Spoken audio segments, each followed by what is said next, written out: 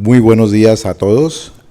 Comenzamos hoy nuestro Café con el Autor, esta vez con el profesor Mauricio Luna Galván, quien va a ser nuestro entrevistado para este conversatorio, y estamos también en compañía con el profesor José Villamil, quien también ha escrito sobre violencia, sobre conflictos, sobre pérdida del control del territorio en la ciudad fallida en el mundo. El profesor Mauricio, ¿quién es el profesor Mauricio? El profesor Mauricio es docente de la Escuela Superior de Administración Pública, es de Galeras, Sucre, es decir, es un paisano raizal de esta territorial. Ingresó a la escuela aproximadamente en mayo del año 2023. El profesor Mauricio Luna es profesional de Relaciones Internacionales de la Universidad Tadeo. Luego cursó unos estudios globales y una maestría en estudios globales y ciencias políticas en la Universidad de Lund, en Suecia, y más adelante ha realizado un doctorado en Ciencias Políticas de la Administración y Relaciones Internacionales en la Universidad Complutense de Madrid. Justamente el objeto de nuestra conversación de hoy es su tesis doctoral, que como se puede ver allí es Enfoques de seguridad para las políticas públicas en escenario posconflicto en Montes de María. Podríamos decir, profesor Mauricio,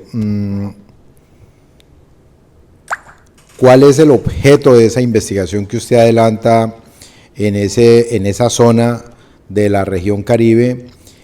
¿Cuál es el método que adelantó, que le sirvió para la investigación?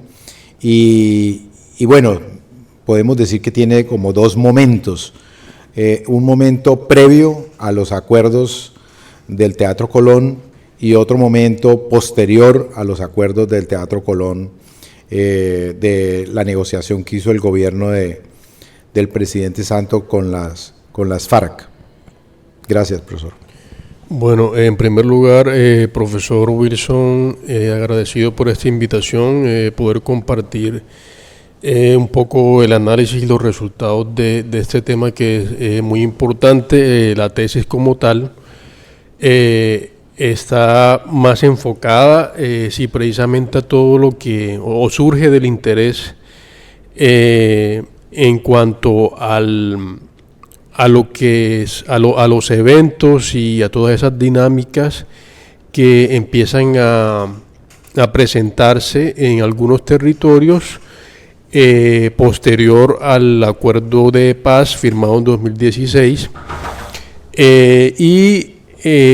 la tesis buscaba principalmente hacer un análisis, darle una mirada analítica, reflexiva, a través de la identificación de unas características de las dinámicas en cuanto a la violencia, también en cuanto a los impactos a seguridad posterior a ese acuerdo, desde tres niveles. En primer lugar, el nivel nacional; en segundo lugar, a nivel regional, que es la región Caribe; y en tercer lugar, en la subregión de Montes de María. Entonces, digamos, de esos tres niveles, yo quería enfocar este conversatorio en torno al caso particular de Montes de María, teniendo en cuenta que pues es un territorio que por sus particularidades geográficas y también por las características y las dinámicas que tuvo durante el conflicto y bueno, algunos hechos y sucesos que permiten ilustrar o ser un caso particular dentro del territorio cercano. Aquí dentro de nuestra territorial, que es Bolívar, Córdoba y Sucre, San Andrés, permite, digamos, tener como esa cercanía y mirar un poco qué está pasando y hacia dónde se puede vislumbrar todas esas digamos, cómo se pueden identificar esas posibles transformaciones post dinámicas de violencia que se habían presenciado previamente. Entonces, sí, el caso particular de Montes de María es importante porque allí confluyeron una serie de actores armados en lo que se denomina el conflicto armado, que es básicamente mediados del siglo XX hasta, digamos, siglo XXI, previos al acuerdo de paz, durante el proceso de negociación que inicia en el 2012. Entonces, aquí encontramos una serie de actores armados que están representados principalmente por las insurgencias. Allí vamos a ver, por ejemplo, una serie de actores iniciales desde los años 60, que son grupos muy pequeños, muy reducidos de grupos insurgentes. Dentro de estos, bueno, antes de que, digamos, llegaran los grupos como la FARC, a través del Frente 35 y 37, liderado por Martín Caballero. Previamente a esto, digamos, se da con una lucha de los grupos campesinos por la tierra que se da en esa zona, principalmente en Sucre, por los municipios de Ovejas, Chalán, lo que es la corriente de renovación socialista, que son grupos que básicamente fueron de muy corta data, y también encontramos el Movimiento Revolucionario Partido de los Trabajadores, PRT, que fueron como los primeros que se dieron allí, pero productos muy pequeños que finalmente por la acción del Estado terminan por desaparecer, y ya en los 80 ya empieza como una llegada de ya como tal la presencia empieza a darse de lo que son las FARC y también el ELN. Inclusive el ELN estuvo desarrollando, operando primero. Sin embargo, las FARC terminan como consolidando ahí su presencia y terminan por expulsar al ELN. Es decir, el ELN finalmente no tiene ninguna incidencia allí, ni presencia posterior, ni una consolidación como tal en el territorio de Montes de María. Recordemos que Montes de María está compuesto por esta subregión donde hay municipios de tanto de Bolívar como del departamento de Sucre.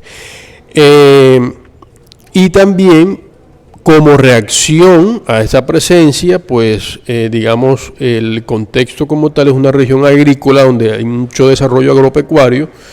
Se le llama inclusive como el granero de la zona de la región Caribe, de la región occidental Caribe, y también la ganadería, ¿no? Entonces, digamos, estos sectores estaban viendo afectados, impactados, y digamos, como reacción a eso también empiezan como que a llegarse otros grupos que precisamente son de autodefensa, que también se venían conformando en el país, en otras regiones, y que también empiezan a expandirse. Y ahí también más adelante, en los años 90, empieza en los años 90 y comienzos de los 2000 a operar y a configurarse el bloque Héroes Montes de María de las autodefensas. Entonces, bueno, aquí digamos ese es como que el primer escenario que empezamos a observar en Montes de María. Y aquí lo importante es tener claro que hay una característica fundamental en lo que es el conflicto armado, y que también vamos a observar posterior al acuerdo de paz y a los escenarios post-conflicto que dan paso a ese acuerdo de paz. Y es que estos grupos tienen como objetivo principal en sus operaciones y en su presencia el control territorial, que me imagino que es una característica que también se repite en la tesis del profesor Villamil, donde también aborda lo que es el control territorial de ciertos actores, ¿no? Entonces esto es como una de las características que observamos. De ahí se desprenden o se derivan una serie de dinámicas, ¿no? que conducen a que, bueno, se vayan a nivel geográfico, se empiecen a dar a configurar como estos corredores estratégicos, que son puntos donde hay una confrontación por el control de ciertas rutas, de ciertas zonas que son importantes, que son determinantes, que son estratégicas, para tener un control territorial desde el punto de vista armado de estos grupos, que también se caracterizan por estar organizados, ¿no? Entonces allí vamos a ver, ahí nos adentramos a unos elementos teóricos que nos ayudan a comprender un poco más cómo operan y cómo actúan y cuáles son finalmente los impactos y las consecuencias que tienen esto a nivel de violencia y también en la seguridad misma. Entonces aquí también la tesis lo que hace también es presentar un marco teórico fundamentado en las diferentes formas de violencia que también se observan en el país, ¿no? A lo largo de este tiempo, lo que es el conflicto armado y el posacuerdo, porque recordemos que se ha expandido tanto como los niveles de violencia durante el marco del conflicto armado, que esto, digamos, tiene también o muestra como característica muy importante, y es que hay una proliferación de actores con diferentes, digamos, en unos bloques específicos, ¿no? Entonces, por ejemplo, vemos las insurgencias que actúan bajo unas motivaciones o bajo ciertas lógicas, principalmente de violencia política, ¿no? Digamos, ese podría ser como el origen y una explicación preliminar o inicial de cómo podemos observar allí, ¿no? Entonces allí eso conduce a que hayan unas formas o dinámicas de violencia específicas, ¿no? Ya viene, por ejemplo, la configuración de bloques de tipos de autodefensa y o paramilitar, que también tienen unas motivaciones que también están detrás, algunas de formas también de violencia política, pero también empezamos a lo largo del tiempo, a medida que va evolucionando el conflicto, también se va, digamos, volviendo un poco más complejo, y se dan otras formas también, características dentro del conflicto y las formas de violencia, por ejemplo, violencia de tipo criminal, que también está vinculada a la configuración de economías ilícitas y rentas ilícitas dentro de los territorios. Y eso pues tiene unas características también propias en diferentes regiones. No se da el conflicto armado en sus formas de violencia, en sus fenómenos de violencia, no se da de forma, digamos, no es algo uniforme, sí, sino que hay unas características particulares en cada territorio, y las dinámicas y los niveles de violencia quizás se incrementan o son más altas en ciertas zonas que en otras, ¿sí? Digamos, de forma comparativa. Entonces, digamos, esta tesis también pretendía hacerlo en estos tres niveles para mirar las características y cómo se observan esas formas de dinámicas, y cómo hay unos actores, cómo hay unas estrategias, unas formas de cómo operan, y finalmente las formas de violencia que observamos allí, para entender un poco los escenarios de seguridad que se están viendo ahora, en este momento que se da posterior al acuerdo de paz. Gracias, profesor. Bueno, estamos hablando de un periodo de 60 o más años de presencia de estos actores en esta zona, que es de más de 15 municipios, ¿cierto? Municipios tanto de Bolívar como de Sucre, y que podría decir que se constituyeron unas rentas ilegales. Empezó también, como en otras zonas del país, la producción de marihuana, después se pasó a la producción de coca, y el tráfico, pues este es un corredor, como usted lo dice, un corredor hacia el Caribe, para llevar droga hacia el Caribe para la exportación a los mercados europeos o al mercado norteamericano. Es una región entonces con una larga tradición de sufrimiento sufrimiento de su población, porque en esos 60 años, pues usted habla una primera fase como de bandas insurgentes, de grupos campesinos, la corriente de renovación socialista, el PRT, los frentes 35 y 37 de las FARC, el ELN hasta los años 90, y luego el aparecimiento del bloque Héroes Montes de María, que coincide con el surgimiento de bloques en otros lugares del territorio colombiano, en otras zonas, digamos en el llano también. Bueno, esto se inundó, como ya todos los documentos lo han mostrado, con estas fuerzas que emergieron en una defensa, en una financiación también por el empresariado colombiano para la defensa de su propiedad, de las propiedades, de los bienes que tenían estos, con el, digamos, para evitar el pago de lo que exigían estas fuerzas, pero terminaron también atrapados, pagando a su vez a estos grupos unas comisiones para la protección o para la defensa ante esos grupos, y también sufriendo mucha violencia en el territorio. Lo que podríamos pensar es que entonces en esos 60 años se percibe también la apropiación de rentas públicas. Me imagino que, como ocurrió en los departamentos, en otros departamentos del país, los recursos para salud, los recursos para educación, para infraestructura, para saneamiento básico, asignados constitucionalmente, fueron cooptados por estas fuerzas para sus propios intereses. Bueno, sí, eso ocurre precisamente en Montes de María, en algunos municipios. Allí en la tesis se dan unos datos en relación a eso.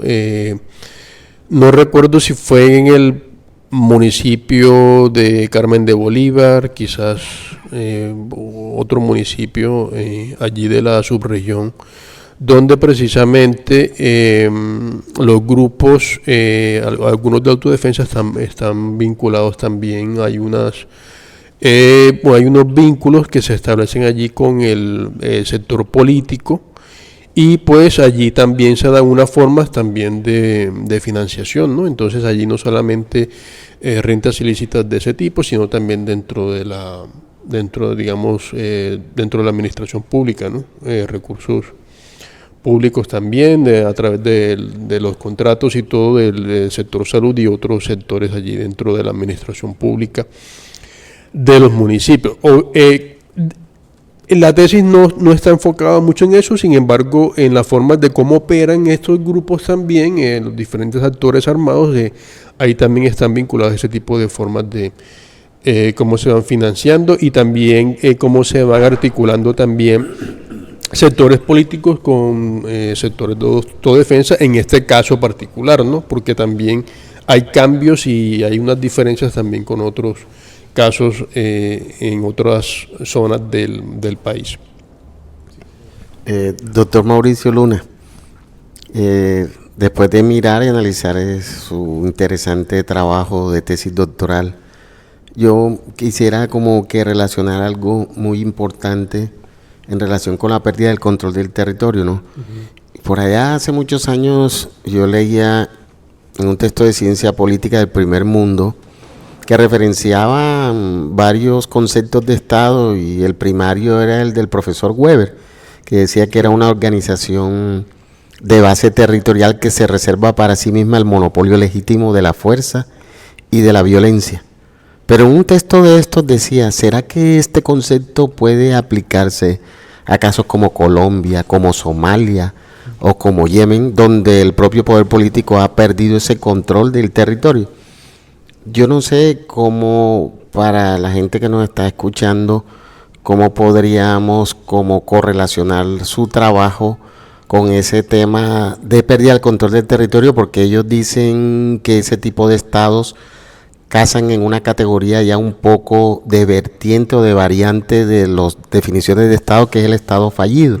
Un Estado que pierde el control del territorio en amplias porciones por grupos, ¿verdad?, de autonomización de las acciones sociales. Ahora de pronto, en esta época más nueva, tratan de llamarla gobernanza criminal. Pero muchos que hablan de gobernanza criminal, ellos de pronto no interpretan ni siquiera qué es la gobernanza, porque el tema suyo es mucho más complejo de lo que parece. Yo quisiera que para los que nos están oyendo les explicara a usted mejor el tema de la pérdida de control del territorio y si en esa zona casa en esa categoría de Estado fallido, porque sería lo interesante explotar su trabajo para los que nos están escuchando, ¿no? Sí, es muy buena pregunta, profesor Villamil. Precisamente yo abordo el tema de la pérdida del control territorial desde el concepto de seguridad. Entonces, el concepto de seguridad también surge, digamos, paralelo al surgimiento del Estado, ¿no? Por ejemplo, si uno mira el concepto de Max Weber, la perspectiva de hobbesiana, también de cómo surge el Estado, de cómo el Estado debe garantizar como tal la seguridad y la protección. Entonces, el Estado debe ser grande, debe tener digamos, todos esos elementos y esas capacidades para garantizar también desde el contractualismo mismo de la posición y de la postura de Hobbes, de que el Estado va a garantizar esa protección y esa seguridad a los ciudadanos, ¿no?, a su población dentro del Estado. Entonces, claramente eso está vinculado al componente o al elemento territorial del Estado, ¿no? Entonces, si el Estado no tiene ese control total, completo del territorio, pues claramente allí se van a presentar algunas unas problemáticas. Si en esos territorios donde no hay control territorial por parte del Estado y allí no hay esa presencia a través de diferentes vectores, puede ser desde lo social, institucional, militar, etcétera, pues claramente allí hay una posibilidad o hay una correlación en la cual puedan surgir grupos descontentos o grupos que también surtan o garanticen esa protección, esa seguridad o esos elementos que el Estado en el momento no puede proveer. Entonces eso, digamos, puede dar paso a que, digamos, surjan o emerjan grupos de tipo insurgente o que sean grupos, digamos, que se dan en contra del Estado o contra, digamos, otros grupos que pueden estar vinculados contra el Estado, pero que no pueden ser alternativos, porque precisamente bajo la posición o la perspectiva que plantea Max Weber, el Estado es el que tiene que tener el monopolio de las armas, ¿no? Entonces estos grupos armados empiezan a ejercer, no solamente a tener una presencia, sino también a ejercer un control armado del territorio. Entonces allí, digamos, surgen, precisamente de allí surgen, esa es una de las causas por las cuales empieza a darse estas formas de conflicto en los territorios, y precisamente en las periferias o en estos denominados territorios, que también pueden ser periferias donde no hay control del Estado, control territorial del Estado, precisamente es donde se dan mayormente estas formas de violencia en el marco del conflicto armado e inclusive posterior al acuerdo de paz. Todavía estamos viendo la presencia de estos grupos, obviamente con unas características y unas motivaciones diferentes, pero todavía ahí se observa que inclusive posterior al acuerdo de paz aún no se ha garantizado el control territorial por parte del Estado en estas zonas. O sea que podemos entonces derivar como que del análisis que básicamente lo que hay es como mutación, sí, de esos grupos, ¿no? Exactamente, sí. En el desarrollo de su exposición, lo que nos ha presentado entonces y concluyendo y relacionando con la pregunta del profesor Villamil, es que en efecto para esos años del 60 hasta el 2000 o hasta los 90, lo que se puede concluir es una ausencia de Estado, de una estructura capaz de imponer un orden y de garantizar seguridad a los ciudadanos en ese territorio. Emerge la constituyente y se expide la Constitución del 91 en Colombia. Recuerdo que en los tiempos del presidente Virgilio Barco, el ministro de Defensa desarrolló una estrategia de seguridad, una política de seguridad en ese momento, que buscaba que el ejército colombiano y las fuerzas armadas en general del Estado colombiano llegaran al territorio y controlaran estas manifestaciones, estas expresiones de grupos violentos, y que vemos que continuó a pesar de la Constitución del 91. Luego viene el gobierno de Gaviria, que también desarrolla una política de seguridad, y todos los gobiernos han hablado de una política de seguridad, Pastrana, Uribe 1, Uribe 2, Santos 1, todo eso, digamos, un periodo largo también después del 91, en el que se mantuvo esa condición de prácticamente ausencia de estructuras estatales y de ausencia de mecanismos de control y de seguridad para los ciudadanos. Y bueno, viene el acuerdo de paz, viene el proceso que desmoviliza, ya sabemos, desmoviliza fundamentalmente a las FARC, que era un ejército irregular, más de 15.000 hombres en armas, además de los milicianos, que ya sabemos que podían también ascender a 5.000 o entre 5 y 10.000 hombres, 25.000 hombres. Ese factor se desactiva con el proceso del Teatro Colón en el 2016, pero lo que encuentra usted después entonces es desaparecen las FARC como organización mayoritariamente irregular con otros grupos, y viene una segunda etapa, viene esta etapa post-acuerdos. ¿Qué es lo que usted encuentra en esa mutación que decía el profesor José Villamil, en esa mutación en esta región de los Montes de María? Bueno, profe, allí yo hago un análisis teniendo en cuenta precisamente estos elementos teóricos que me probé.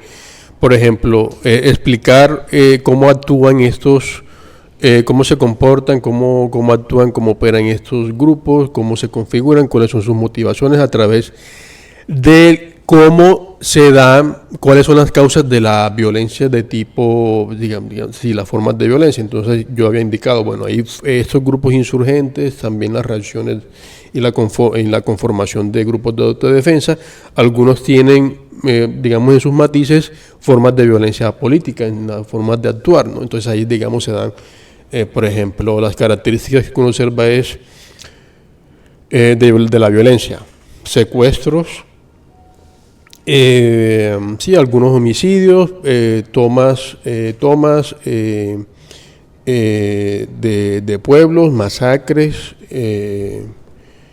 digamos principalmente como esa forma, que eso fue lo que precisamente condujo en esas luchas por el control territorial y por las rutas, por los corredores estratégicos y todas estas zonas territoriales. Pues claramente allí se dan los picos de violencia más altos, ¿no? Los eventos o los hechos de violencia más altos.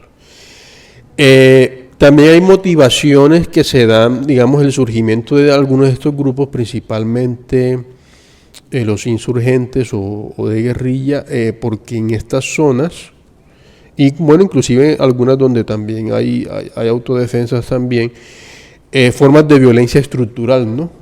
Que precisamente es la que se vincula con el Estado. El Estado no ha dado garantía en esas zonas, en esos territorios, en los derechos y en las garantías de lo más básico, ¿no? Entonces, por ejemplo, salud, educación, seguridad. Entonces, estos grupos, digamos, toman estas zonas, ¿no? Que son, digamos, las zonas grises o las zonas periféricas donde no hay control territorial. Entonces, digamos, esas formas de violencia política, formas de violencia estructural y también formas de violencia criminal, porque cada vez más estos grupos se van articulando a economías que en el territorio, por su mismo contexto, permiten que se den estas entonces vinculadas a la economía de la droga, los cultivos ilícitos, la droga, narcotráfico, principalmente. Cuando se da el acuerdo, cuando se firma el acuerdo, y pues se da a través del modelo de desmovilización, desarme y reintegración, que es el modelo DDR, pues allí se da o se aplica a los insurgentes o los guerrilleros de la guerrilla precisamente más grande, que es la FARC, y digamos allí se da una desmovilización alrededor del 80%. Entonces queda un 20% que son las denominadas disidencias que hoy vemos actuando. Entonces, digamos, la mutación digamos, se explica a través de que, bueno, la estructura más grande, pues, se desmantela, se desarma, se desmoviliza. Previamente es importante también, previo al acuerdo de paz de 2016, es importante también hablar del acuerdo de Ralito, ¿no? Que es la desmovilización paramilitar. Entonces, la pregunta aquí, para hacer el análisis de cómo se da la mutación, es qué pasa con esos actores armados que estaban en estos territorios y que se desmovilizan, ¿no? Y que empiezan el proceso del DDR.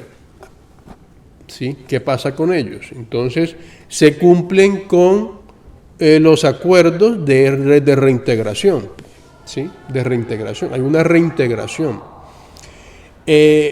Entonces, yo, tomando los puntos más importantes del acuerdo, entonces, por ejemplo, el que está con respecto al problema de las drogas, los cultivos ilícitos, la vinculación, la participación política de los actores que venían, se motivaban por temas políticos, pero que ahora cambia completamente y aún se mantienen precisamente esos problemas estructurales en los territorios.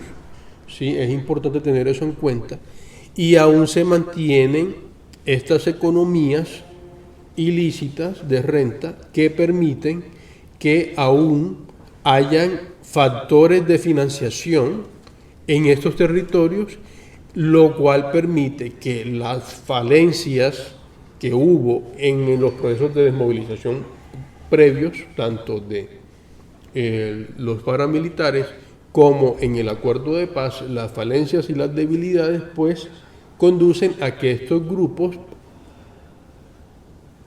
con todavía estos factores estructurales y con estas economías todavía allí que empezaron a configurarse, porque ahora se le suma también la minería ilegal, ¿no? Y una serie de economías de renta ilícita o economías ilícitas que permiten el financiamiento y la operación de estos grupos, lo cual conduce a que no solamente las motivaciones hayan cambiado, que es las características de esta mutación, las motivaciones que básicamente ahora están fundamentadas en que son de tipo económico, ¿sí? Financiero, economías, rentas de economía ilícita, y segundo, ya la forma en cómo operan y las formas de violencia ya también son diferentes, ¿no? Entonces, por eso hemos visto unos aumentos en la extorsión, unos aumentos también en unos tipos de homicidios. O sea, ya se han reducido completamente, se han reducido mucho, o sea, aún existen, se presentan, pero se han reducido drásticamente lo que es secuestro, tomas guerrilleras, masacres, digamos, que se dan entre zonas y entre estos grupos, y también de estos grupos contra población civil se han reducido drásticamente, que esas son, digamos, las formas de violencia que precisamente el acuerdo de paz quería abordar o atacar, ¿sí? Era precisamente eso, y sí se ha reducido, pero aún hay otras formas de violencia que estamos viendo, ¿no? Y eso es precisamente producto de la mutación de estos grupos, o de la reconfiguración de estos grupos, en la recomposición de estos grupos, ¿no?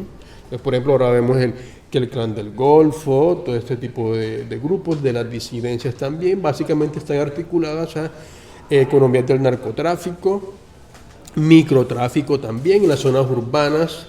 Se han venido también presentando, por ejemplo, en el caso de Montes de María, fenómenos de microtráfico, también narcotráfico. Todavía se están manejando algunas rutas estratégicas que son importantes de salida de esto, porque también hay una conexión territorial de otras zonas del Caribe con Montes de María que siguen siendo, digamos, importantes en ese tránsito, dada su ubicación geográfica.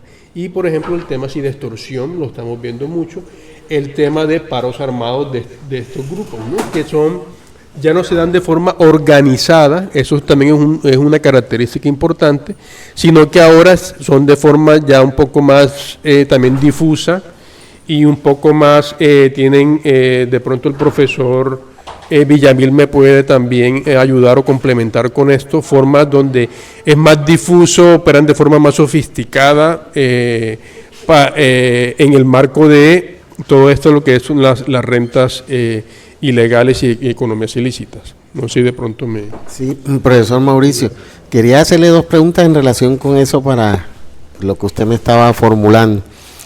Y es que Colombia, en los últimos informes de la última década, de manera reiterada, aparece como el segundo país en el mundo con más organizaciones criminales del mundo. Es el segundo lugar, Colombia. Precisamente puede ser esas mutaciones, la fragmentación de esos grupos. Y lo otro es que, bueno, los informes mundiales también, por lo que he podido entender, es que los terrícolas se están matando más, quizás en sus conflictos internos y en disputas, violencias intrafamiliares, que en los mismos conflictos bélicos donde están las potencias. Y se están perdiendo alrededor en el año más de 300.000 personas, muertos en todo el mundo, de dinámicas sociales internas. Colombia en la última década tiene como que una reiteración de 200.000 muertos. Entonces, en esa perspectiva, yo quería que usted nos dijera más o menos cómo puede ser eso en los Montes de María, porque una de las indicadores importantes de esa dimensión de la pérdida de control del territorio es la criminalidad homicida, producto de esas organizaciones criminales. Y es una tendencia bastante importante, y yo quisiera que usted al público le explicara, porque ha venido cambiando mucho. Nosotros aquí entendemos lo urbano o las ciudades como lo grande, pero no entendemos que una ciudad es un conglomerado urbano donde se desarrolla una actividad económica que puede ser un municipio pequeño. Por lo que el relato que usted hace en la tesis, yo puedo vislumbrar que entonces esa dinámica criminal que antes era de extorsiones y todo eso, y que se daba por masacres en zonas eminentemente rurales, se ha trasladado a la zona urbana, ¿verdad? ¿Cómo se podría mirar en este contexto ahora actual ese comportamiento criminal, sobre todo en la criminalidad homicida, que es lo que crea ese orbivértigo, o sea, el desequilibrio en esos territorios? Porque ya Colombia es 80% urbano, 80% urbano. Entonces la dinámica de conflicto se ha trasladado ¿a dónde? Al plano urbano. Y esa pérdida de control del territorio entonces se va a reflejar no en la zona rural, sino ahora en el casco urbano, por decir lo que llama la gente, o la cabecera municipal, ¿verdad? Quería más para que usted le explicara al público, ¿no? Sí, profe, gracias por esa pregunta. Bueno, precisamente en esa transformación de las formas de violencia que estamos observando ahora, en el caso particular, digamos, si tomamos el caso de Montes de María, sí, principalmente el escenario del conflicto armado en Colombia, las formas de violencia se observan precisamente en las zonas rurales, en el campo, ¿no? Todas estas, por ejemplo, la forma de violencia característica del conflicto, como las masacres, se daban básicamente en zonas rurales, pero ahora cambia, como indica, hacia las zonas rurales, porque ahora se mantienen todavía y se van ampliando y se van consolidando las economías ilícitas. Entonces, en el narcotráfico y el microtráfico, entonces Colombia ha aumentado mucho el crecimiento en los cultivos ilícitos. Y eso también ha hecho que generalmente ese mercado era principalmente externo, ¿no? En el exterior del narcotráfico, pero ahora se ha consolidado como un mercado interno, se ha ampliado, ha crecido. Entonces, ¿cómo se pasa de la zona rural a la urbana? Precisamente el consumo se da en zonas urbanas, pero ahora el modelo característico es microtráfico, ¿sí? Y pues acá también es algo importante, y es que el conflicto armado, precisamente, una de las formas de violencia característica era el desplazamiento, ¿no? Entonces, ¿por qué Colombia es un país urbano? Es la pregunta allí, ¿sí? 80%, precisamente a raíz del conflicto armado, porque el desplazamiento, o sea, un desplazamiento interno de 6 millones, casi 7 millones de personas, el segundo más alto del mundo después de, creo que si no estoy mal si no es el de la República Democrática del Congo, es el de Sudán, ahora mismo alguno de esos dos.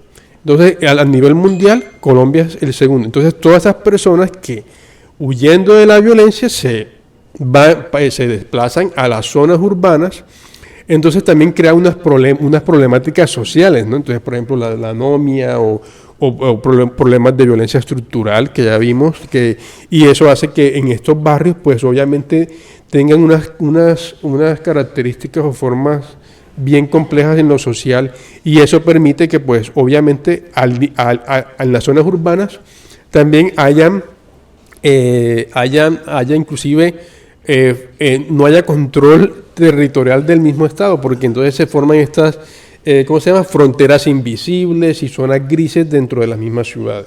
Entonces eso también son como las condiciones para que se den estas formas de economía criminal y estas características dentro de violencia de tipo criminal, y por eso se ha venido incrementando estas formas de violencia en las ciudades, y estas nuevas transformaciones en la violencia que se están centrando en las zonas urbanas. Bien, muchas gracias. Muy buenos días a todos. Aquí estamos en un conversatorio que iniciamos poco antes de la llegada de ustedes, estudiantes de Administración Pública.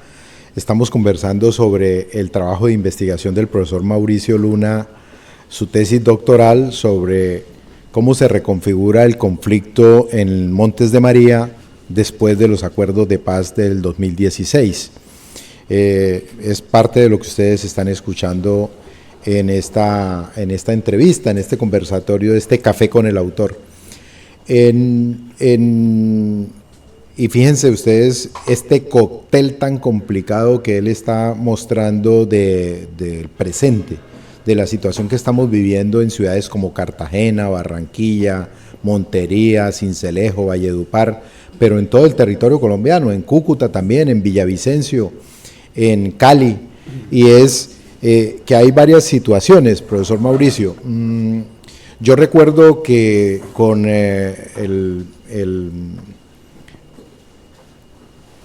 con la crisis importante que se desarrolló en los años 2000, el gobierno colombiano llegó a tener 480.000 soldados en el ejército. En ese momento el Plan Colombia buscó fortalecer la seguridad colombiana e incrementó el pie de fuerza. Nosotros teníamos 80.000 soldados y pasamos a 480.000 a finales del 2010, con un ejército profesional, con un ejército antiguerrilla. Ya no simplemente soldados que eran reclutados al finalizar cada año, los muchachos jóvenes, sino un ejército profesional, unos que se revincularon al ejército colombiano por convocatorias que se hicieron, recibían salario, etc. Y luego del acuerdo de paz del 2016, el ejército del gobierno considera que ya desmovilizada esta guerrilla, la mayor del país, se podía también reducir los costos militares, los costos en el ejército. Y las cifras que tenemos últimamente que he visto es que el ejército colombiano tiene 250.000 hombres, es decir, una desmovilización de por lo menos 200.000 soldados profesionales. Pero después del acuerdo sabemos que hubo un intento de hacer trizas el acuerdo. Y las políticas, los PEDETs que eran parte de la estrategia de reincorporación, de mejora de condiciones de vida en los 170 municipios que más habían vivido el conflicto colombiano, realmente no se desarrolló con intensidad en esos siguientes años, del 2018 al 2022. Lo hemos visto todos los días en las noticias, en los informes, que no se cumplió esa parte del compromiso que tenía el Estado colombiano en los acuerdos ratificado por Naciones Unidas, por la Unión Europea, por diferentes instancias, y eso ha hecho que entonces muchos grupos se reconfiguraran, usted lo ha dicho, y pues hoy Colombia es un exportador de fuerzas a otros países, en el conflicto de mercenarios, en el conflicto ucraniano, en diferentes conflictos en el mundo, están yendo estos antiguos soldados profesionales, especialistas en lucha antiguerrilla, que saben mucho de la guerra, que saben mucho de la estrategia militar, a tratar de ganarse la vida, y están llegando en féretros, porque pues estos conflictos tienen la probabilidad altísima de que la persona muera en ellos.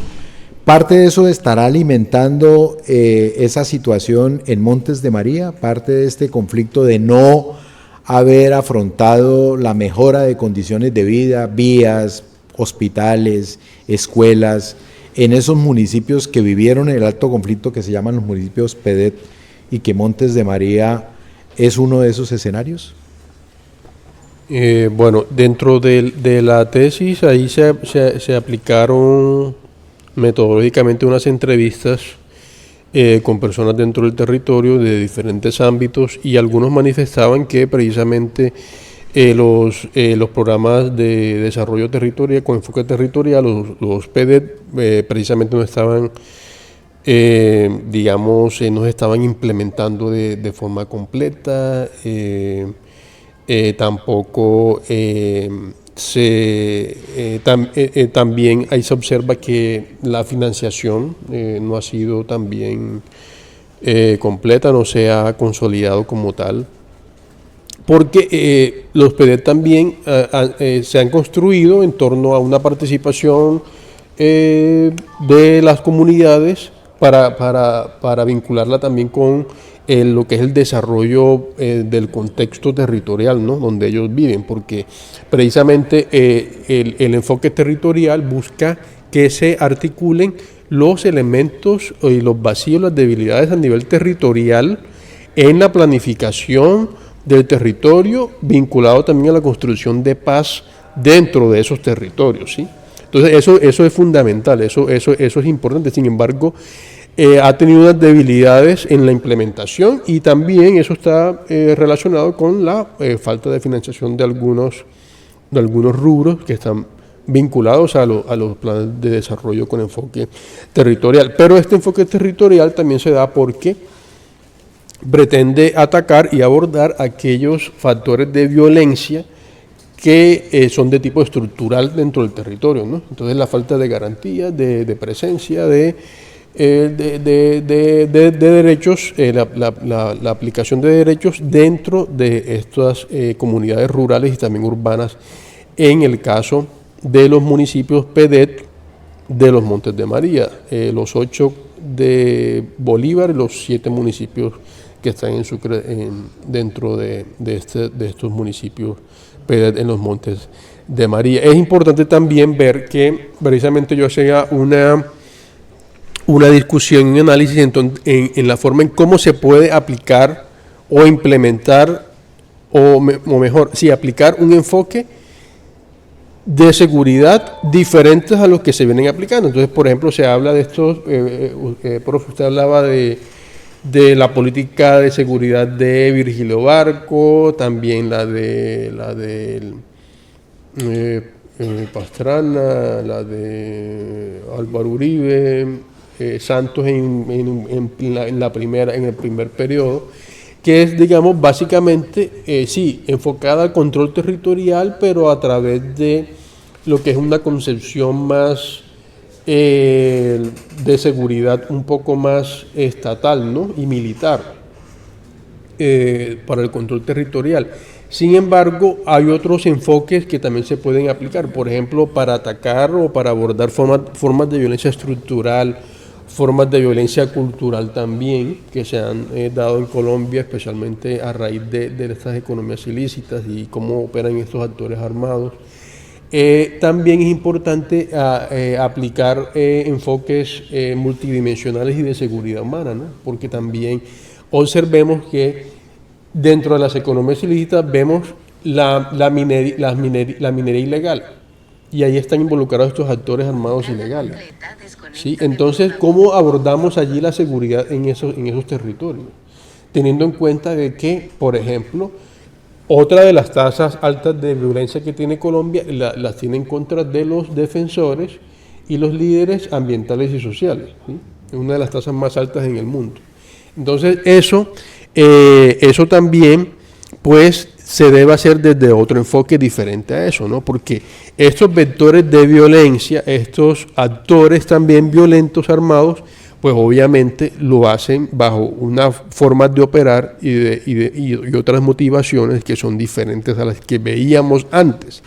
Entonces, es importante también ver cómo, por ejemplo, se aplica desde seguridad humana, seguridad ambiental, seguridad, por ejemplo, multidimensional también, formas de cómo se pueden abordar actores que ya no son, no tienen la misma lógica que tenían antes, sino que, por ejemplo, los actores que están, por ejemplo, vinculados al narcotráfico, actores armados, ya operan de forma transnacional, ¿sí? Entonces ya no es lo mismo. Y otro aspecto importante es que en las zonas donde precisamente se ha cambiado la matriz productiva, la matriz, digamos, agrícola, se ha cambiado por zonas de cultivos ilícitos o por, digamos, cultivos, monocultivos, por ejemplo, de palma africana, de otro tipo de formas de economías agrícolas en esos territorios que afectan la soberanía y la seguridad alimentaria de esas zonas. Entonces toca abordarlo desde formas de seguridad también alimentaria, desde ese enfoque en la seguridad humana. Entonces, digamos, eso también es importante porque, por ejemplo, en Montes de María, que es una zona agrícola, que la economía es un sector muy importante, la agricultura la agricultura es importante, pues también vincular esos enfoques en la forma de cómo se abordan las problemáticas que pueden ser conflictivas y también violentas en esas zonas. Voy a hacerle 2 preguntas, profesor Luna, en relación con su trabajo. Normalmente la gente aquí entiende, producto de esa dinámica criminal y todo ese desplazamiento, se le llaman a esas personas que sufren eso como desplazados, ¿no? Pero producto de la cosmourbanización, los organismos internacionales ya no le llaman a ellos desplazados, sino refugiados urbanos. una de las críticas que se hacen en territorios con características fallidas como las nuestras, eso es lo que usted trabaja ahí en la tesis, las precarias formas de atender a refugiados urbanos, que va creando bolsas de miserias en esos entornos nuevos que se van creando producto del crecimiento poblacional, que va creando altas tasas de población y un crack urbano, pobreza, desintegración social, desempleo y una cantidad de elementos que se meten en una licuadora y son una bomba de tiempo. Primero, esa primera incógnita, atención de refugiados urbanos. Segunda instancia, ¿cómo lo vería usted en el campo de que existe una correlación en esos territorios entre corrupción y países violentos? Los países menos transparentes del mundo son los más violentos del mundo. Precisamente Colombia ocupa un espacio muy deprimente en los informes de Transparencia Internacional.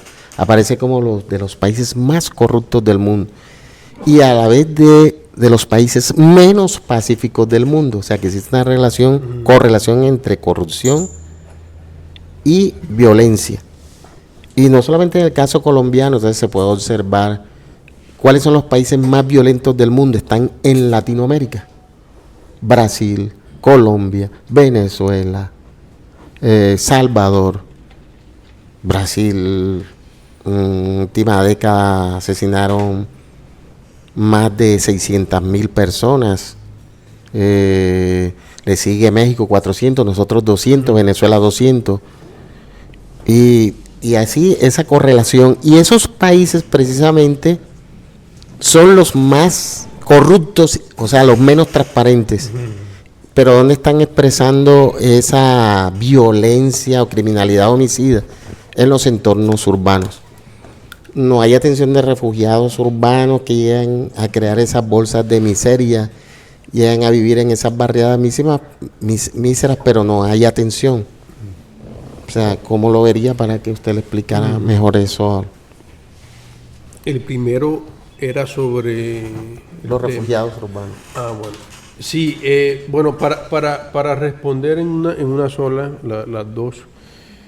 Bueno, en primer lugar, en América Latina es la región del mundo que tiene los niveles de mayor criminalidad, de criminalidad en el mundo. O sea, una cantidad de grupos, organizaciones que se han venido cada vez estructurando más. Entonces, yo pienso, bueno, en el caso particular colombiano, los desplazados de la violencia que llegan a las zonas urbanas, precisamente como no fueron atendidos en su momento, o sea, que se replica todavía la falta de presencia y de garantías del Estado frente a esas poblaciones, y todavía no se abordan las problemáticas socioeconómicas de esa población cuando llegan a las ciudades.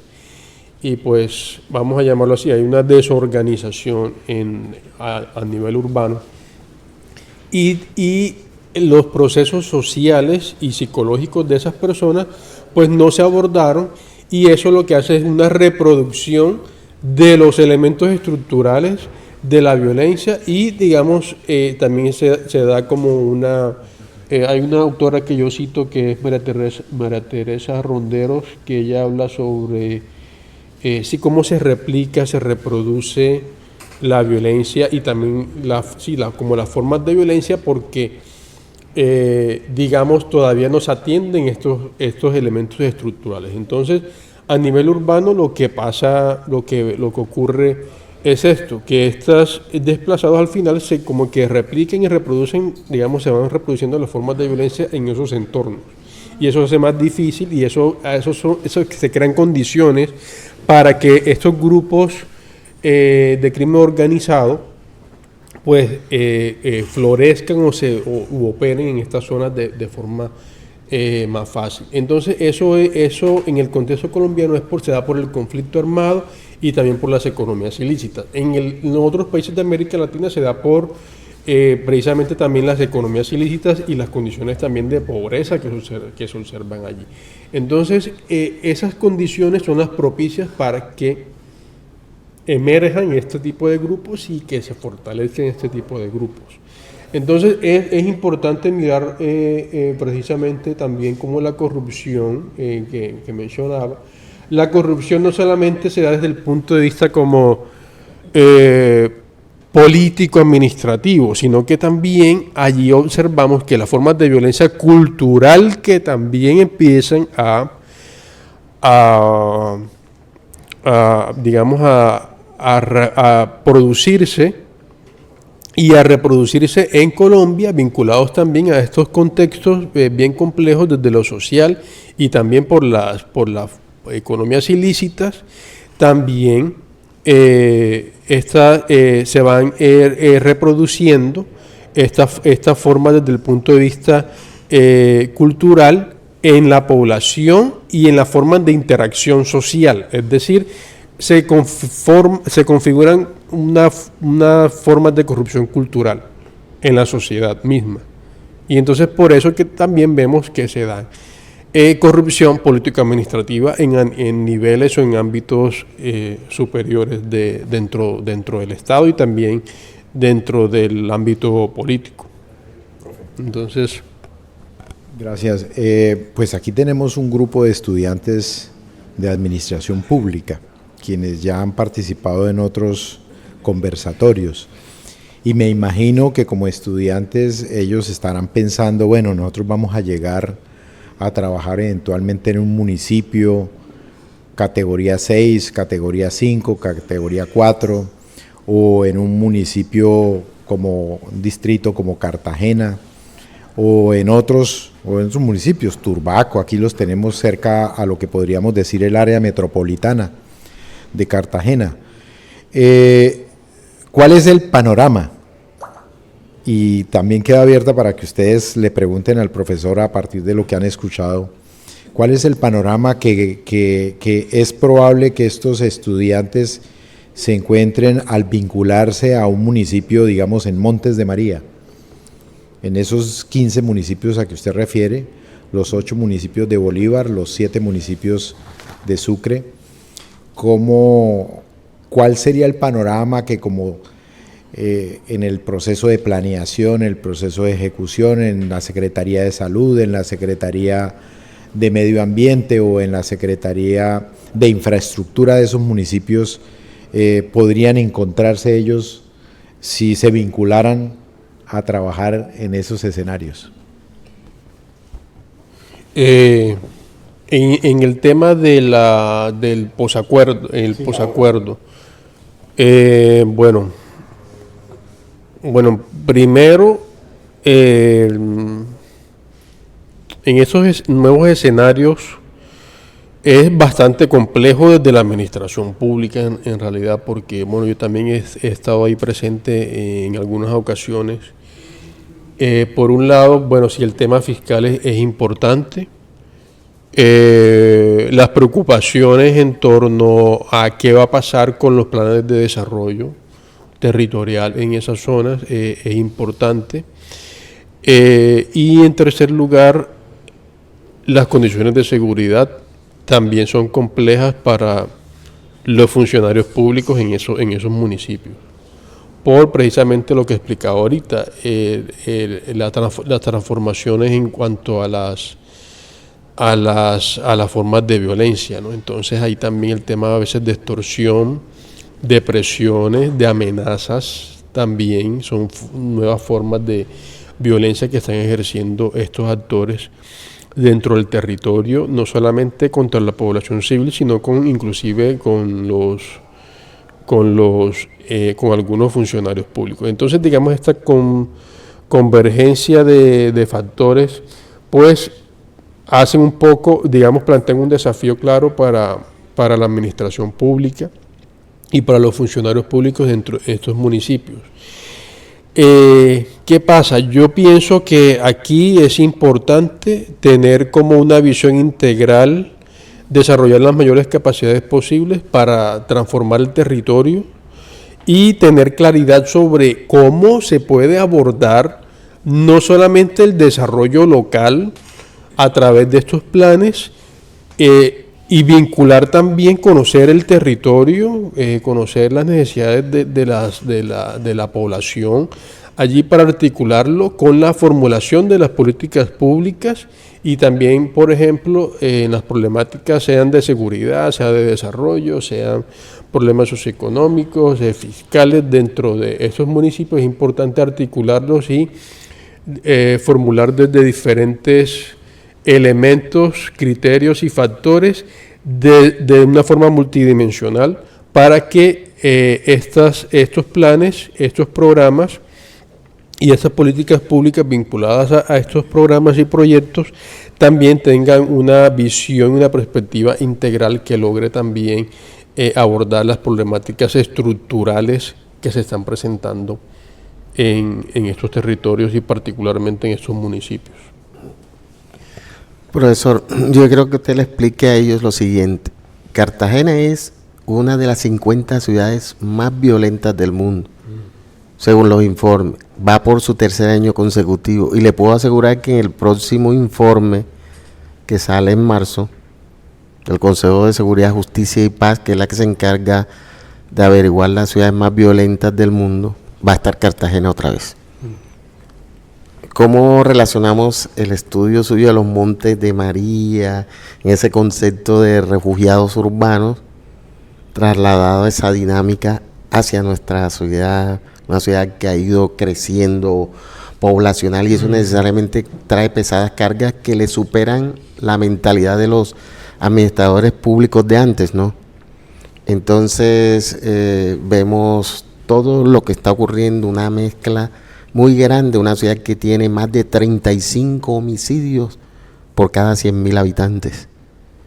Y la cosa sigue la misma dinámica. Pero mientras tanto, uno se duerme y todo es belleza, cosas de ese tipo.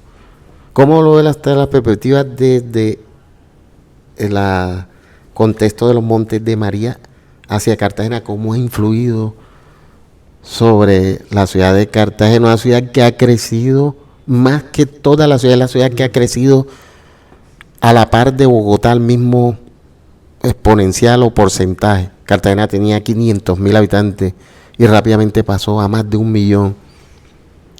Tenía la misma población de Pereira y Manizales y hoy tiene la población de Pereira y Manizales juntas. Eso es algo exorbitante, sí, en muy poco tiempo. Eso necesariamente trae muy pesadas cargas, algo que nos han dado cuenta, por llamarlo así, los políticos, si se le puede llamar así.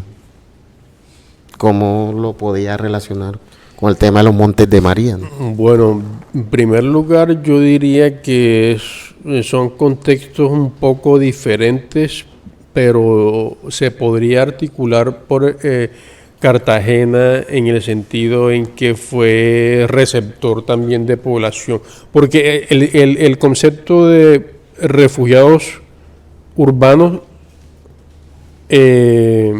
digamos, se dan por según entiendo, se da por fenómenos internos en la ciudad que desplazan a personas de una zona a otra por diferentes motivos, ¿no? Entonces podría ser por temas de seguridad también, o no sé si también sea por desplazamiento de otros lugares hacia la ciudad. Cartagena fue receptor de población desplazada por la violencia durante mucho tiempo, pero digamos también a nivel interno, Cartagena también ha tenido sus propias dinámicas sociales que son muy complejas en muchas zonas, ¿no? Porque aquí en Cartagena se conocen ciertas zonas que tienen sus complejidades. Precisamente porque allí se han dado formas estructurales que han permitido que sea esa complejidad por temas de inseguridad, por temas de pobreza, de miseria, que digamos ha conducido a que digamos todos esos factores confluyen y que conduzca a que se den estos fenómenos de inseguridad y que conduzcan a estas formas de violencia que hacen que Cartagena pues se ubique en un lugar deshonroso en cuanto a las cifras de homicidios, ¿no? Entonces, digamos, yo lo articula formas de violencia estructural y cada vez más con formas de violencia cultural que se han, digamos, venido reproduciendo a lo largo del tiempo, teniendo en cuenta estos tipos de factores, ¿no? Factores y características propias de la complejidad misma que se da dentro de Cartagena, que también está dentro del todo lo que tiene que ver con la corrupción, no solamente política administrativa, sino también corrupción cultural que se han venido produciendo y reproduciendo en Cartagena. Vamos a darle el micrófono al público para sus preguntas. Doctor Luna, nosotros llevamos más o menos 25 años intentando erradicar la violencia en Colombia, de distintas formas, con programas de seguridad como el señor Uribe, Pastrana, Santos, que también con procesos de paz que realmente sí hemos avanzado, pero no han funcionado adecuadamente y los colombianos nos sentimos muy tristes, muy decepcionados teniendo tantas herramientas jurídicas, tantos recursos, tanta riqueza para lograrlo. El señor acabó de decir algo muy importante, la corrupción, pero antes de hablar de la corrupción, todos sabemos que el caldo de cultivo de las guerrillas, de la economía ilegal, es la desigualdad, la injusticia social y la falta de oportunidades. Algunos expertos dicen que la corrupción en Colombia, en estadísticas oficiales, está sobre los 18 billones de pesos anualmente, pero las ONGs y otras entidades internacionales y la sociedad civil hablan de más de 50 billones de pesos y esa corrupción no ha disminuido absolutamente en nada. Parece ser que cada año cabalga un porcentaje más. Entonces me queda a mí la inquietud como colombiano y como futuro administrador público. Tenemos todas las condiciones, tenemos todas las herramientas. El problema de pronto es aumentar el ejército. Teníamos 400.000 hace poco, hoy tenemos 181.000 que no permiten realmente cubrir como debe ser. Tenemos corrupción en las fuerzas militares, ya vemos como generales, comandantes. Este país, yo no pierdo la esperanza de que esto puede cambiar, pero de verdad que podemos implementar todos los programas de seguridad, podemos montar todo el ejército que queramos, pero si mantenemos la corrupción y si mantenemos los principios y valores éticos y morales por el piso de las personas que nos gobiernan, esto no va a terminar. Sí, allí creo que el tema, lo que tiene que ver con, por ejemplo, hay algunos que dicen que es porque quizás el aparato de justicia no funciona, pero también hay unos elementos culturales que usted menciona que me parecen importantes, ¿no? Entonces allí quizás la educación puede jugar un papel fundamental, ¿no? Para abordar y atacar como que esas formas de corrupción que se presentan en el país. Sí, también los mecanismos de seguridad, las políticas y los mecanismos de seguridad tampoco, yo pienso que tienen que estar contextualizados en los territorios, ¿no? Porque Colombia sí es un país centralizado políticamente, sin embargo geográfica y culturalmente es diferente, ¿no? Y eso también plantea como unos desafíos y eso también plantea unas reformulaciones, unos replanteamientos en cuanto a cómo deben ser los enfoques de seguridad. Por ejemplo, como decía hace poco, también formas que no solamente vinculen a la seguridad estatal que solamente busca el control territorial, sino también cómo se aborda desde seguridad multidimensional, seguridad humana, de acuerdo a las particularidades propias de cada territorio. Pero sí, por ejemplo, a mí me parece que el tema de educación, de formación ciudadana, me parece muy importante allí, porque al final las formas de corrupción cultural, las formas de anomia social, en el cual la ciudadanía al final tampoco se vincula o se integra socialmente para buscar formas que consoliden la paz, la construcción de paz en los territorios, y también para abordar esas formas de violencia que se presentan en cada uno de los territorios, que digamos sí me parece importante abordarlo también y ampliar y profundizar un poco más en eso, ¿no? Entonces eso también plantea como una pregunta o unos interrogantes desde el punto de vista político, claramente, pero también desde el punto de vista social y cultural dentro del país. ¿Qué es lo que no permite eso? Digamos, es la sociedad o la cultura misma en la sociedad, ¿no? A nivel social. Pues entonces puede encontrarse ahí la respuesta frente a eso. Gracias. Muy buenos días. Bueno, me gustaría, profesor Mauricio, que nos diera una recomendación. Yo soy egresada de la escuela. En estos momentos estoy haciendo parte de un proyecto en el municipio Córdoba Tetón, donde se está abordando el tema de la violencia basada en género, donde se está activando la ruta. Actualmente el municipio no cuenta con una Secretaría de la Mujer, pero está encaminada a construir la Secretaría de la Mujer. Me gustaría qué recomendación nos puede hacer usted a nosotros como futuros funcionarios, aunque hago parte directamente de una fundación, para trabajar o abordar la política pública de la mujer.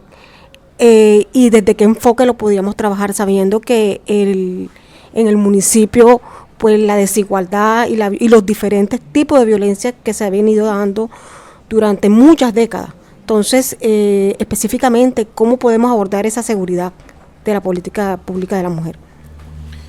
Bueno, no soy muy experto en el tema sobre violencia de género, pero bueno, yo pienso que estas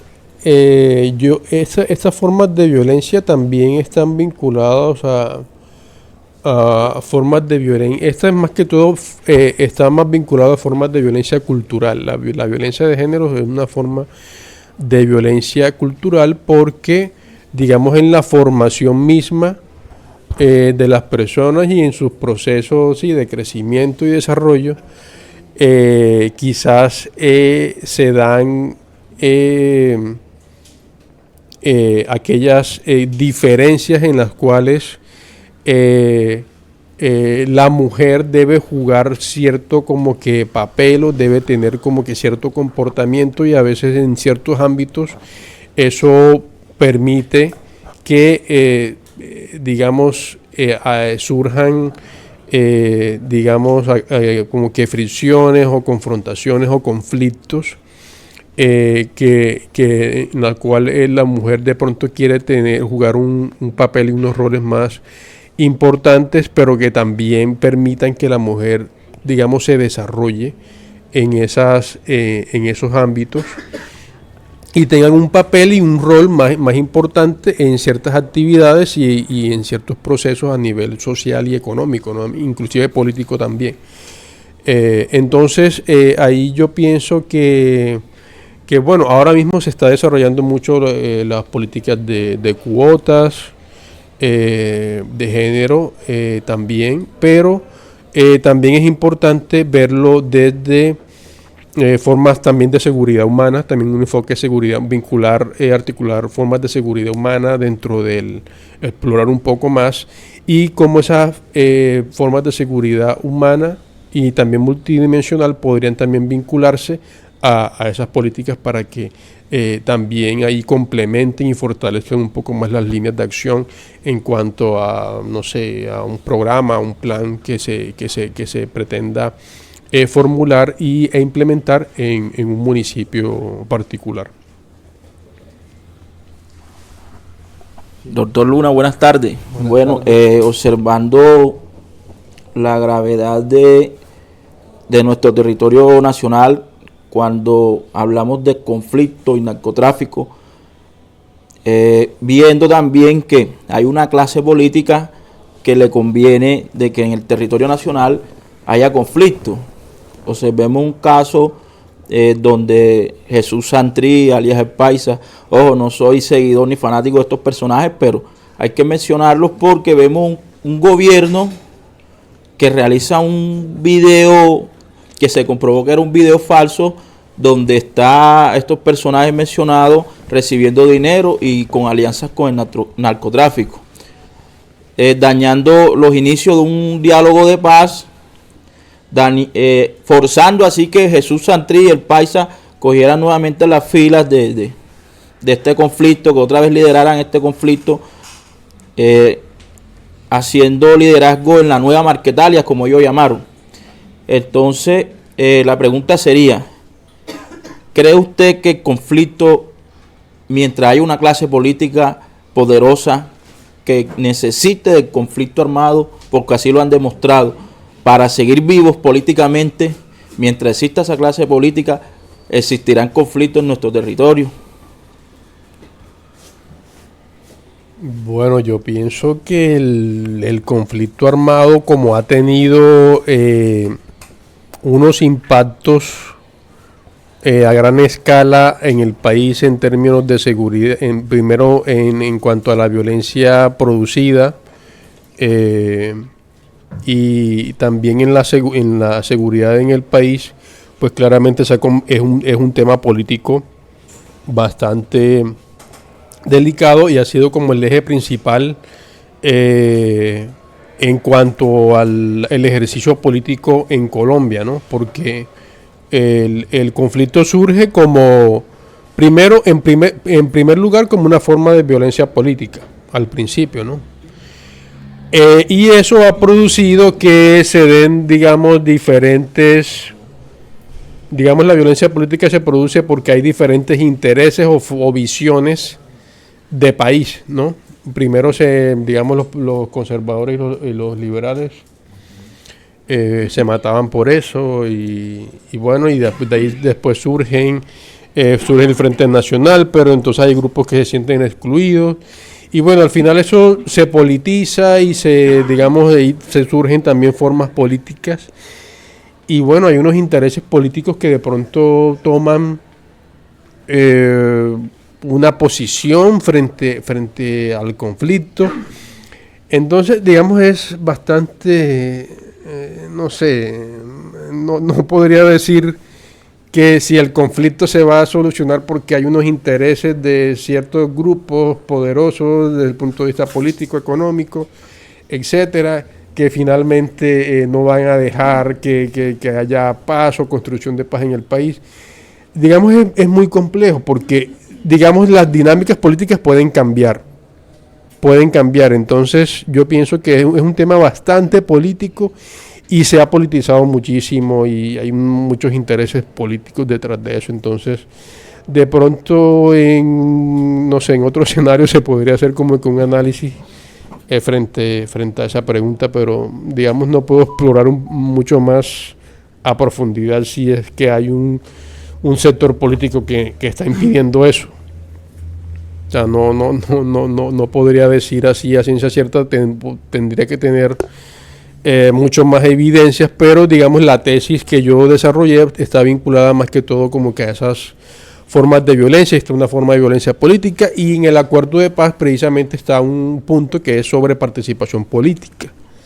Sí, entonces, y de pronto estos señores que hacían parte del grupo de la guerrilla de la FARC, sí, ellos quizás podrían estar en desacuerdo con ese punto, ¿no? Y no querían, por ejemplo, de pronto estar dentro del Congreso, tener una participación política, pues ya eso es decisión de ellos. Por eso es que ahora vemos que un grupo, un segmento de la organización, pues no fue firmante del acuerdo, ¿no? Entonces, esos que no firmaron son los que llamamos hoy disidentes. Entonces, estos señores, pues yo pienso que ya vendrían siendo parte de las disidencias. Si hay un grupo político que de pronto, no sé, está utilizando eso, pues yo pienso que ya eso se adentra dentro de un plano o dentro de una discusión como mucho más política, donde también se ha politizado bastante el acuerdo de paz. Entonces no te podría dar una respuesta bien concreta, particular sobre intereses de ciertos sectores políticos con respecto al tema del acuerdo de paz. Doctor, disculpe, es que ya doctor, buen día, mi nombre es Betsy Martínez. Mi pregunta va enfocada en lo siguiente. Sabemos perfectamente que la violencia es algo que ha marcado la historia de nuestro país, y lastimosamente también el departamento de Bolívar ha sido bastante golpeado por medio de los Montes de María. Mi pregunta es concreta. Teniendo en cuenta el título de su investigación, que es Enfoque de Seguridad para las Políticas Públicas en Escenarios Post-Conflicto, quisiera saber cuáles son los derroteros, los caminos a seguir, y cuáles son esas problemáticas o esos focos especiales en los cuales nuestros gobernantes, en los cuales nuestros funcionarios tienen que trabajar principalmente para que esas problemáticas que se están presentando en seguridad, en educación, en desarrollo dentro de los Montes de María puedan ser finiquitados. Gracias por la pregunta. Bueno, aquí, en primer lugar, las formas de violencia política ya se redujeron en estos territorios. Entonces ahora toca enfocarse en cuáles son las formas de violencia que vemos ahora. Entonces principalmente son formas de violencia criminal y también aquellas que se producen a partir de la violencia estructural, que cuáles son. Por ejemplo, condiciones de pobreza, condiciones porque no hay garantía de acceso a educación, a salud, todos esos elementos, aspectos que son importantes a partir de como garantía dentro del Estado. Entonces, acá, pues, a partir del acuerdo de paz, se formulan estos planes a través de lo que es el enfoque territorial, programas de enfoque territorial, de desarrollo territorial, en Montes de María y en otros municipios también a nivel nacional, deben estar enfocados a a atacar estas formas de violencia estructural y criminal a través de nuevos enfoques de seguridad multidimensional y también humana, que están principalmente asociadas a mirar cómo, por ejemplo, a preguntas o interrogantes importantes que son, por ejemplo, cómo podemos abordar el tema de consumo, del mercado, de las actividades ilícitas, cómo se pueden abordar formas de violencia estructural que se dan a partir de los altos o ciertos niveles de pobreza o de miseria en las zonas, de cómo podemos abordar el tema de la alimentación a través de seguridad alimentaria. A través de la seguridad humana también podemos abordar problemáticas vinculadas a, por ejemplo, a violencia de género, a violencia intrafamiliar o a formas de violencia también criminal dentro de estas zonas, donde también se les debe dar también un enfoque en derechos humanos, ¿no? Entonces eso también es importante vincularlo en la formulación también de políticas públicas. Sin embargo, sí, a veces es bastante complejo el ejercicio de la administración pública a partir de los gobernantes, porque a veces se presentan, problemas fiscales, problemas también de capacidad en la elaboración de proyectos también de desarrollo, la formulación de las políticas públicas. Entonces también es importante mirar, incrementar las capacidades en la formulación y también en la implementación y evaluación de estas políticas, vinculando estos nuevos enfoques y estos nuevos modelos, ¿no?, que también pueden ser contextualizados en el territorio. Profesor Mauricio, muchas gracias por esta conversación, por esta presentación de su trabajo. A todos ustedes también muchas gracias por su interés. Fíjense que es un asunto difícil, no es sencillo. La administración pública enfrenta múltiples retos en Colombia, también en América Latina, y al profesor José Villamil, gracias también por su acompañamiento en este diálogo. En un futuro podríamos hacer un conversatorio sobre la tesis doctoral del profesor José Villamil, quien también ha estudiado sobre el conflicto, sobre la criminalidad, sobre la pérdida del control del territorio en las ciudades. Y bueno, este es uno más de los conversatorios que hemos decidido realizar en la territorial para que ustedes puedan enterarse, informarse del trabajo de nuestros docentes, en este caso el profesor Mauricio, que es docente de carrera de la territorial, es colega, y lo vamos a tener aquí acompañándonos seguramente, y ustedes van a tener la oportunidad de contar con él como docente en varios cursos. Entonces, lo mismo que el profesor Villamil, quien es profesor también de la territorial. Muchas gracias por su paciencia, por haber asistido, profesor Mauricio, y bueno, tenemos otros compromisos ahora con la Cienciatón, entonces debemos dar por terminado este conversatorio. Muchas gracias.